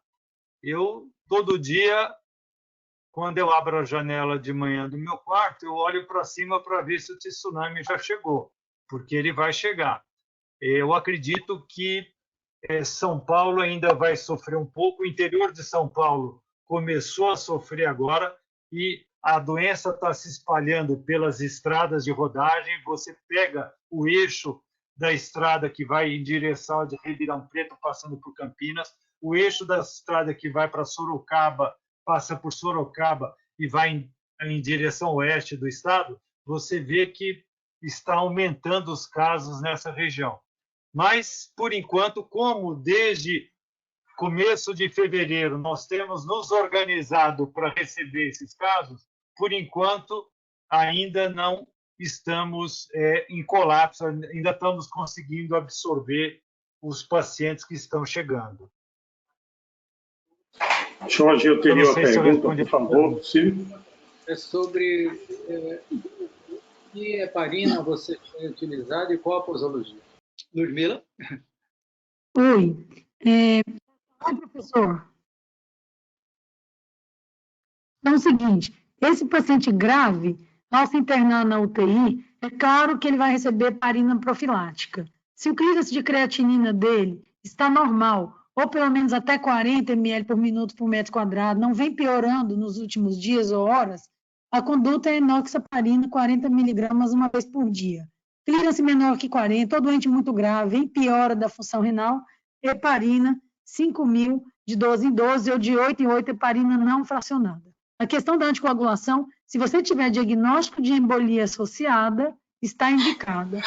A coisa do meio é essa grande discussão, porque tem algumas instituições adotando protocolo de anticoagulação, um TTPA em torno de 1,5, 1,7, com heparina IV ou com enoxaparina, a depender do clearance de creatinina, nas situações cujo fenótipo de biomarcadores sugere muita protrombose. Por exemplo, você tem um dedímero maior ou igual a 6 vezes o valor de referência, no caso, 2.000 microgramas por decilitro, ou se você tiver o seu score a partir da sepse maior ou igual a 4, e o que faz parte desse score é o SOFA, a plaqueta e o PP, você poderia dar heparina numa dose terapêutica. Lembrando que isso faltam estudos randomizados, isso vem de estudos associativos. No Hospital das Clínicas a gente não usa, porém, algumas instituições adotaram, como é, por exemplo, o manejo da CIVD associada a qualquer tipo de sepse, desde que você não tenha plaquetopenia intensa e nem hipofibrinogenemia. Então, isso hoje fica em discussão, instituição por instituição, até que a gente tenha um estudo. Jorge, teria mais... Jorge. Mais uma pergunta, por favor? Jorge. André Almeida. André, Jorge. Parabéns à professora Ludmila. Nesse cenário que estamos vivendo de pandemia, um cenário de transmissão comunitária, eu vou trazer aqui duas realidades e eu queria a sua ajuda. O paciente com infarto agudo do miocárdio, com supra de ST e cursando com a clínica sugestiva de COVID positiva. Essa paciente te encaminha no fluxo normal para a angioplasia primária ou encaminha para o trombolítico. E o outro cenário, um outro paciente também com supra, na situação atual de transmissão comunitária e pandemia da Covid, mas que não tem a clínica. Qual o fluxo desses dois pacientes em relação à revascularização, química ou mecânica? André, primeiro é uma honra estar aqui, eu não tinha te visto na reunião, né? Você é companheiro aí na cardio-oncologia, muito bom ver você aqui. Deixa eu te dizer, inclusive a Arquivo Brasileiro de Cardiologia, na próxima semana, publica um artigo nosso aí do pessoal de São Paulo, que está o Abizade, todo mundo, a gente propondo um algoritmo de avaliação desses casos. Mas primeiro, o que a gente sabe até o momento de algumas sociedades e algumas descrições?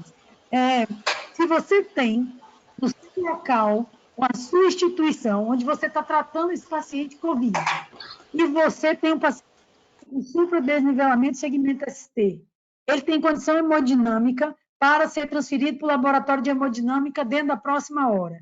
Você tem um laboratório de hemodinâmica dedicado para COVID, ou seja, pelo menos uma sala estruturada e que sirva só para os pacientes COVID. A conduta preferencial é a angioplastia primária. Entretanto, realidade Brasil, hospital que tem COVID positivo, COVID negativo, às vezes uma sala de hemodinâmica para todos os pacientes, nós também podemos indicar o trombolítico. Então, é isso que a gente colocou no algoritmo. Lembrar também, essa semana o New England publicou 18 casos de supradesnivelamento segmento ST nesses pacientes. Mortalidade alta, 70%. E a gente pode dividir esses pacientes em dois grupos. 8 dos 18 tinham coronariopatia aguda obstrutiva. E 10 dos 18 não obstrutiva. O que estava acontecendo?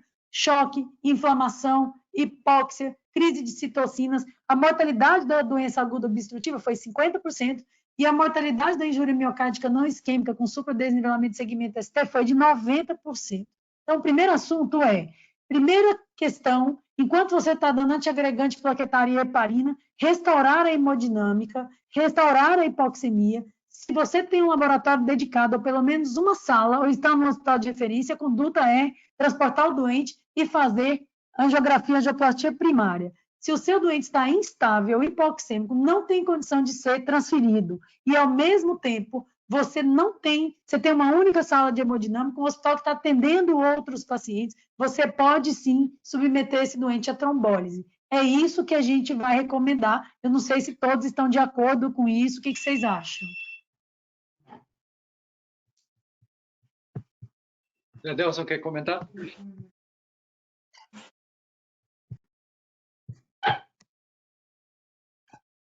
E no outro cenário, devido à pandemia, entre todo paciente, no momento da transmissão comunitária, ou ele é portador ou ele é o doente. Eu falo pelo risco de transmissão num serviço onde só tem uma sala. Você encaminha ele para angioplastia ou faz outra trombólise? Você recomenda encaminhar para angioplastia ou para trombólise? Ele sem a doença, ele sem a manifestação clínica. Então, na verdade, o que a gente tem recomendado e está lá escrito se você tiver só uma única sala e tiver movimento de doentes negativos, o ideal é que você não submeta os outros doentes ao risco de contaminação. Então, isso a gente tem discutido, visto a situação do Brasil, e a recomendação, o mais lógico é você não utilizar uma única sala para vários tipos de paciente. Agora, André, vale muito bom senso. Você está no hospital que tem um movimento pequeno, você tem tempo de esterilizar a sala, de cuidar de todos os equipamentos entre um e outro. Então, isso vai muito individualizado, mas a recomendação, de uma maneira geral, é submeter o doente à angioplastia se o hospital é referência e se você tem pelo menos uma sala dedicada. É isso que está lá no documento, não sei se todos concordam. Eu concordo inteiramente, aliás, não seria diferente com a Ludmila, tá certo? Porque não é só a questão, Ludmila, da higienização da sala. Envolve também o pessoal que vai estar nesse procedimento de angioplastia, né? Que envolve as enfermeiras de sala, envolve os técnicos, envolve médicos. As angioplastias às vezes são fáceis, às vezes são mais complexas, e aí envolve...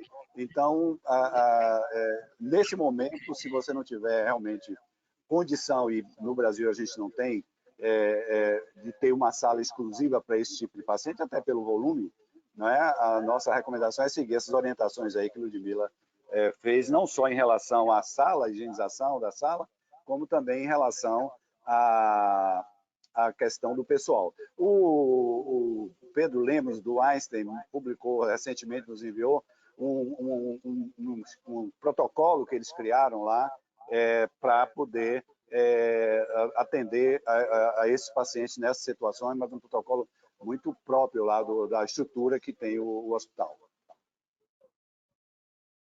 Ok, já que nós estamos falando das complicações cardiovasculares, eu queria só perguntar, Ludmila, se vocês tiveram lá algum caso de meta-hemoglobinemia, que seria eventualmente provocada pelo próprio vírus ou até pela cloroquina. Tiveram algum caso? A gente até tem procurado, até o momento a gente não diagnosticou. A gente já foi muito mais animado com a cloroquina do que a gente está sendo agora. Acho que no início todo mundo ficou com muita expectativa, ao mesmo tempo a gente tinha muito receio, não sabia direito cuidar desses pacientes. Na medida que a gente vai chegando em 2 meses de doença no Brasil, a gente tem usado cada vez menos, usado com muita cautela, então não tive a oportunidade de pegar nenhum doente com meta-hemoglobinemia, não. Até porque também utilizamos óxido nítrico, também é uma outra causa, mas até o momento não encontramos. Perfeito. Nosso último comentário, que eu queria saber a opinião, e Carlos conhece bem isso, pena que ele saiu, muitos anos atrás, foi descrita lá na Ásia, em países asiáticos, essa panbronquiolite difusa. E o que se viu, esses pacientes tinham uma panbronquiolite e usaram vários antibióticos. E cultivaram pseudomonas nas secreções respiratórias desses pacientes. E, por incrível que possa parecer, o antibiótico que fez reduzir a mortalidade e encurtar o período de doença foi a eritromicina. Eles usaram entre 400 e 600 miligramas por dia. É um antibiótico que não daria cobertura para pseudomonas de forma nenhuma. Até que se passou a estudar melhor essa situação, e o que se viu é que os macrolídeos têm um efeito imunomodulador e funcionam como anti-inflamatórios. E aí passou-se, na pneumologia, isso tem algumas indicações, algumas aplicações, como alguns casos de asma refratária, DPOC com o fenótipo de exacerbador, as bronquiectasias, e aqui nós temos esses estudos que são randomizados, controlados, quando os pacientes precisariam usar, a mais usada é a azitromicina, 500 miligramas 3 vezes por semana, ou 250 miligramas todos os dias, durante meses. E, na realidade, o que nós vimos é que passou-se a usar, se incluiu a azitromicina junto com nesse esquema de tratamento, e passou-se a usar a azitromicina por um período muito curto. E aí a pergunta é, qual é o racional para se associar a azitromicina nesse esquema terapêutico? Olha, na verdade, não é pelo efeito antiviral potencial da azitromicina, não é. É esse efeito que você discutiu de imunomodulação / supressão de infecção bacteriana associado. Então, assim, é um racional. Mais uma vez, não se sabe se for a claritromicina ou, eventualmente, um outro antibiótico, se nós não teríamos os mesmos resultados. O fato é que o doente com pneumonia adquirida na comunidade, o macrolídeo faz parte do tratamento, e aí tem esse estudo inicial do francês, mas, mais uma vez, um estudo muito discutível, metodologicamente muito fraco, e que não tem grupo controle. De qualquer forma, a gente sabe que o macrolídeo hoje faz parte do nosso esquema de tratamento de pneumonia bacteriana adquirida na comunidade. A imensa maioria dos pacientes que são internados vai precisar de antibiótico. Isso a gente está vendo no nosso dia a dia. A gente introduz ceftriaxone e azitromicina, ou ceftriaxone e claritromicina, e não infrequentemente, em 3, 4 dias, você tem que escalonar ainda mais. Então, o racional da azitro é imunomodulação / descontaminação bacteriana. Se quando a gente tiver estudo randomizado, controlado, isso vai ser demonstrado que é o efeito de classe ou da droga, a gente realmente não sabe. Eu até fui procurar isso. A azitro tem algum efeito antiviral? Não. Seria a imunomodulação do macrolídeo, como você mesmo já chamou a atenção. A imunomodulação ela se processa quando você usa meses desses macrolídeos. Então, esse uso a curto prazo habitualmente não deve ser, Ludmila, eu acho, pela imunomodulação, pelo efeito anti-inflamatório, porque precisaria de um tempo muito mais longo para ser utilizado. Talvez seja porque as nossas diretrizes recomendam que se use um beta-lactâmico com um macrolídeo para cobrir os chamados de atípicos, e talvez, como esses pacientes precisam receber uma cobertura de antibióticos contra patógenos que causam pneumonias, e aí padronizou-se que a azitromicina entraria no esquema, mas eu custo a entender o racional para essa situação. Bom, alguém teria mais alguma pergunta? Esse aqui é um comentário adicional. Em modelos clínicos de choque séptico anteriores, a claritromicina, aí foi a claritro e não a azitro, ela foi capaz de imunomodular em 7 dias de tratamento, principalmente em peritonite e em algumas formas de pneumonia. Mas são estudos pequenos, que não dão muito reforço, então realmente é duvidoso e é possível que seja pelo efeito antibacteriano. Isso, obrigado. Eu trouxe esse estudo aqui apenas para fazer uma homenagem ao Carlos, que é o último autor aqui. O último, normalmente, é o principal dentro dos estudos. E ele publicou em 98, que foi essa estratégia protetora de ventilação mecânica, aí o grupo da USP, né? Está aí a Carmen e o Marcelo. E o outro estudo que eu queria mostrar também, em homenagem ao Carlos e à Ludmila, que é esse aqui, que a Ludmila também está mais participando de outro departamento, que são muitos autores, não coube aí no slide, que é justamente essa titulação da PIP, que vocês já falaram sobre isso agora, e isso enriqueceu muito essa atividade. Se ninguém tiver alguma pergunta ou algum comentário para fazer, nos resta agradecer aos nossos convidados. Foi muito enriquecedor essa noite, com esses debates e com as apresentações que vocês fizeram. Eu queria só que Ludmila encerrasse dizendo quantos profissionais de saúde lá foram contaminados em trabalho, em serviço. Primeiro, mais uma vez, eu agradeço a todos vocês. Admiro muito o trabalho de vocês, é um prazer a gente estar aqui, espero que a gente volte mais vezes. E a questão dos EPIs, no início aqui, gerou muita tensão em São Paulo. A Associação Médica Brasileira passou a ter denúncias e denúncias. No próprio HC, o início foi bastante difícil. Agora, digamos que em São Paulo, a gente está vivendo uma situação de maior equilíbrio, hoje do uso mais racional e de uma distribuição mais justa. Porém, mesmo com EPI adequado, o número de profissionais da saúde contaminados é grande, especialmente porque tem pessoas portadores assintomáticos por aí e a gente na linha de frente. Nós tivemos em torno de 600 profissionais só na cidade de São Paulo afastados por contaminação por Covid-19.